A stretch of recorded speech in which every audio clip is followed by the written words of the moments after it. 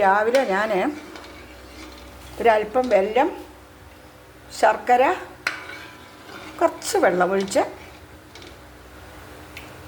ഉരുകി വന്നിരിക്കുകയാണ്. അതിന് ഇത്രയും കൂടെ ഒന്ന് കുറുകട്ടെ, ഒരുപാട് കുറുകരുത്, വിരലിലൊട്ടുന്ന പാകമൊന്നും വേണ്ട. എന്നിട്ട് അതിനെ നമ്മൾ അപ്പോൾ ഇത് അരിച്ച് വെച്ചിരിക്കുക, വെല്ലം ഉരുക്കി അരിച്ച് വെച്ചിരിക്കുക. ഇനി ഇതിലേക്ക് ഞാൻ കുറച്ച് ചക്ക, നേരത്തെ ചക്കപ്പഴം, ചക്കച്ചുള അരിഞ്ഞ് മിക്സിയിൽ അടിച്ച് കുറച്ച് വെല്ലവും നെയ്യും ഇട്ട് ഒരു ഹാഫ് ബോയിലിടാക്കി വെച്ചിട്ടുണ്ട്. ഇന്നിനി ഞാൻ അതിനെ എടുത്തിട്ട് ഇതിൽ ഇട്ട് കുറച്ച് നെയ്യും കൂടെ ഒഴിച്ച് കുറച്ച് ഏലക്കായും ജീരകവും ഒക്കെ പൊടിച്ചിട്ട് ആ ചക്കയെ ഞാൻ ഒന്നും കൂടെ ഒന്ന് വരട്ടിക്കഴിഞ്ഞതിന് ശേഷം ഇതിലേക്ക് 1/2 ഗ്ലാസ് ഗോതമ്പ് പൊടി, 1/2 ഗ്ലാസ് നൈസ് അരിപ്പൊടിയും കൂടെ ചേർത്തിട്ട് ആ ചക്ക വരണ്ട് കിടക്കുന്നതിലോട്ട് 1/2 ഗ്ലാസ് ഗോതമ്പ് പൊടി, 1/2 ഗ്ലാസ് അരിപ്പൊടിയും കൂടെ ചേർത്തിട്ട് കുറച്ച് നാളികേരവും ചിരകിയിട്ട് തിരുമ്മിയിട്ട് ലേശ ഉപ്പൊന്ന് ബാലൻസ് ചെയ്യാൻ മധുരം, എന്നിട്ട് അതിനെ കുഴച്ച് നന്നായിട്ട് കുഴച്ചെടുത്ത് വഴണയില കൊണ്ടുവച്ചിട്ടുണ്ട്. 2-3 ദിവസമായിട്ട് കൊണ്ടുവച്ചതാണ്. ഇതുവരെ എനിക്കതൊന്നും എടുക്കാൻ പറ്റിയില്ല. അപ്പോൾ ഞാൻ ആ വഴണയില എടുത്ത്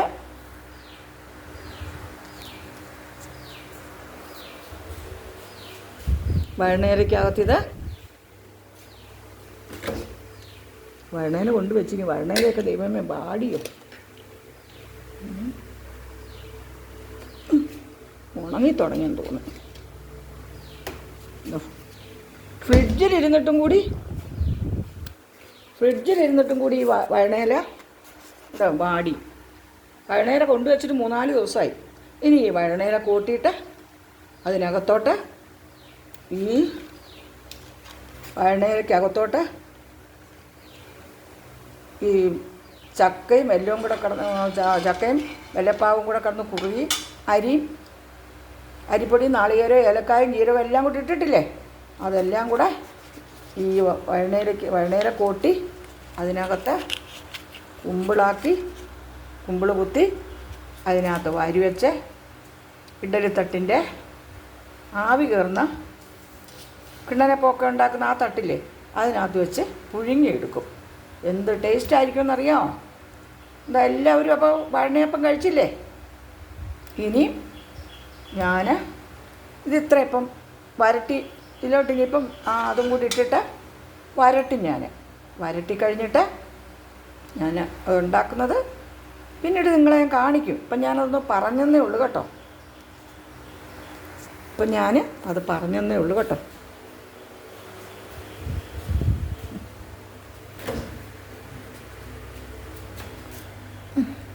കഴിഞ്ഞ ദിവസം ആ വരട്ടിയത് അത് എവിടെ കൊണ്ട് വെച്ചിരിക്കുന്നോന്ന് എനിക്ക് ഒരു തിട്ടവുമില്ല.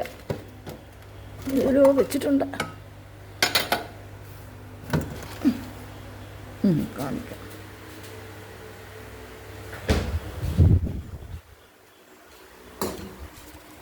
ഉണ്ടോ, ഞാൻ ആ ചക്ക വരട്ടി വെച്ചിരിക്കുകയാണ്. ഒരു 10 ദിവസത്തോളമായി ഇത് വരട്ടിയിട്ട്. ഇനി ഇതൊന്നുകൂടി ഇതിനകത്ത് ഈ വെല്ലത്തിനകത്തേക്കിട്ട് അതിനെ ഞാൻ ഒന്നുകൂടെ ഒന്ന് ഇളക്കി വരട്ടി യോജിപ്പിക്കും.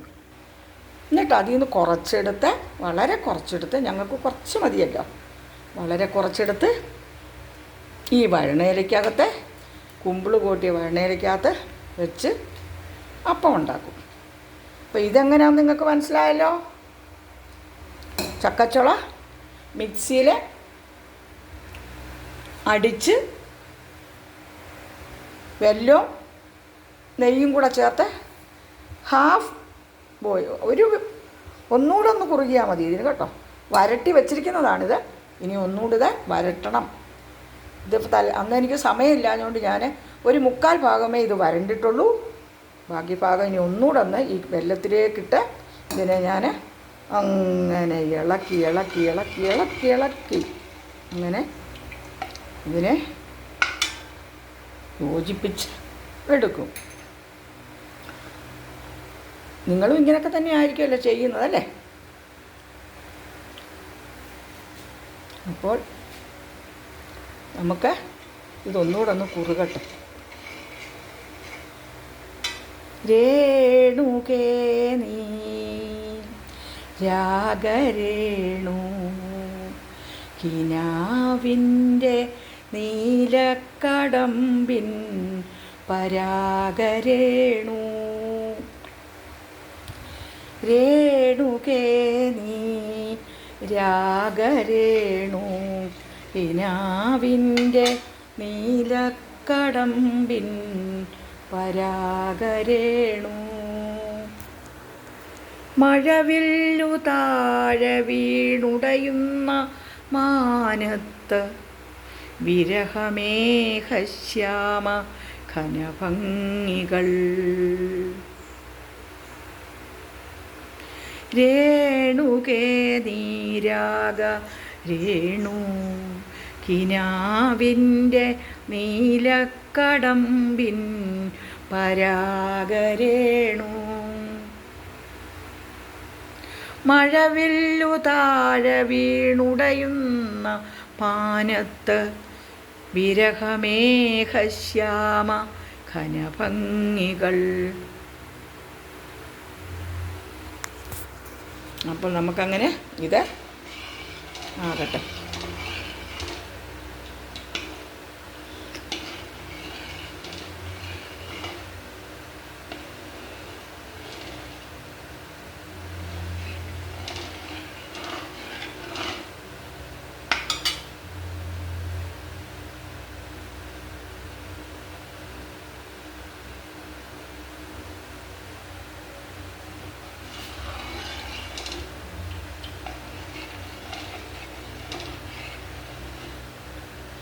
രേണുകേ നാം രണ്ടു മേഘശകലങ്ങളായി അകലേക്കു മറയുന്ന ക്ഷണഭംഗികൾ.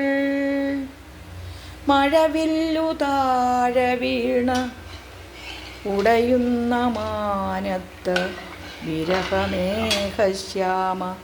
ഘനഭംഗികൾ.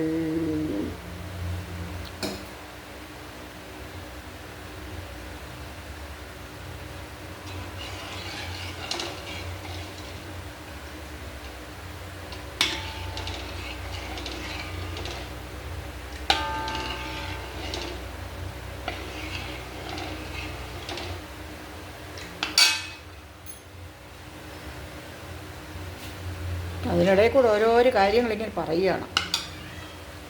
ഇപ്പം ഒരു വ്യക്തിയെ സംബന്ധിച്ചിടത്തോളം ഒരാൾ ഒരു ചൂടനായിട്ടുള്ള മനുഷ്യനാണെന്നിരിക്കട്ടെ, അല്ലെ ദേഷ്യക്കാരനാണെന്നിരിക്കട്ടെ, അവർ നമ്മളോട് പ്രകോപനം കൂട്ടുമ്പോൾ നമ്മളൊന്ന് ക്ഷമിക്കുക എന്നുള്ളത് വളരെ നല്ലതാണ്.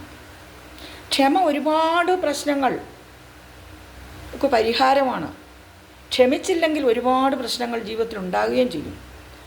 ക്ഷമ ഒരു ദൗർബല്യമല്ല, അതൊരു വിവേകമാണ്, അല്ലേ? ക്ഷമയൊരു വിവേകമാണ്. ആ ക്ഷമയുണ്ടെങ്കിൽ നമ്മുടെ ജീവിതത്തിൽ ഒരുപാട് മുന്നോട്ട് പോകാൻ നമുക്ക് സാധിക്കും. അതുകൊണ്ട് ഒരാൾ ക്ഷമിക്കുന്നു എന്ന് കണ്ട് അയാൾ മോശക്കാരനായതുകൊണ്ടോ അയാൾ കഴിവില്ലാത്ത ആയതുകൊണ്ടാണെന്നൊന്നും നമ്മൾ ചിന്തിക്കരുത്.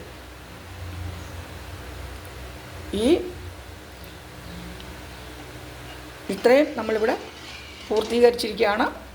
ഇനി ഇതും കൂടെ അതിലേക്കിട്ട് നമ്മൾ കുഴച്ച് അത് യോജിപ്പിച്ചിട്ട് ഒരു അര ഗ്ലാസ് അരിമാവും അര ഗ്ലാസ് ഗോതമ്പ് മാവും ഒരല്പം ഉപ്പും ഒരു മൂടി നാളികേരവും ജീരകവും ഏലക്കായും എല്ലാം കൂടെ പൊടിച്ചിട്ട് ആ മാവിനെ കുഴച്ച് വഴണയിലയിൽ കുമ്പിള് കൂട്ടി വാരി വെച്ച് ഇഡലിപ്പാത്രത്തിൽ അപ്പച്ചമ്പിൽ ആവിയിൽ വെച്ച് പുഴുങ്ങിയെടുത്താൽ എന്തോ സൂപ്പർ അടയാണെന്നറിയാമോ? വഴണയിലയിലുള്ള അട, കുമ്പിളപ്പം. കുമ്പിളപ്പം എന്ന് നമ്മളിതിന് പറയും.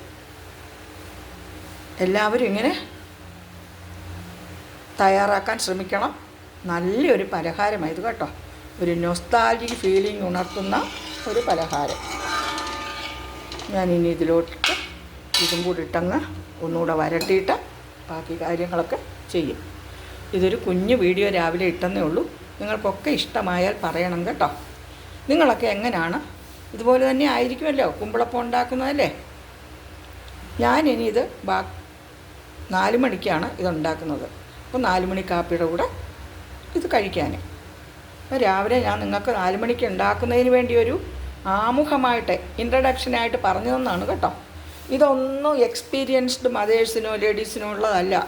ഇത് പുതിയ കുട്ടികൾക്ക് ഒരു കുമ്പിളപ്പം കഴിക്കണമെങ്കിൽ അതിനുവേണ്ടി പറയുന്ന കാര്യങ്ങളാണ്. അപ്പോൾ എല്ലാവരും ഈ വീഡിയോ കാണുമെന്നുള്ള വിശ്വാസത്തോടു കൂടി ഞാനിവിടെ നിർത്തുന്നു. നിങ്ങളുടെ സരസ്വതി ടീച്ചർ. എല്ലാവരും ലൈക്കും കമൻറ്റും ഒക്കെ ചെയ്ത് ടീച്ചറുടെ ചാനലിനെ സപ്പോർട്ട് ചെയ്യണം. എല്ലാവർക്കും ഒരു ശുഭദിനം ആശംസിച്ചുകൊണ്ട് ഞാൻ ഈ വീഡിയോ ഇവിടെ വൈൻഡപ്പ് ചെയ്യുന്നു. ബായ്.